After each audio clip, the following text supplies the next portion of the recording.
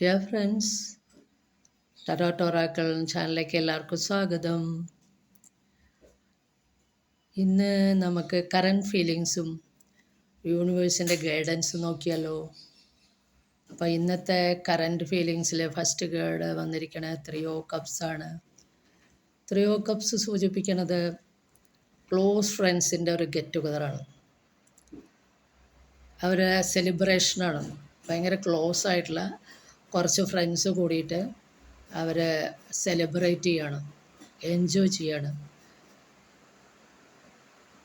അവർ വളരെ ക്ലോസ് ഫ്രണ്ട്സാണ്.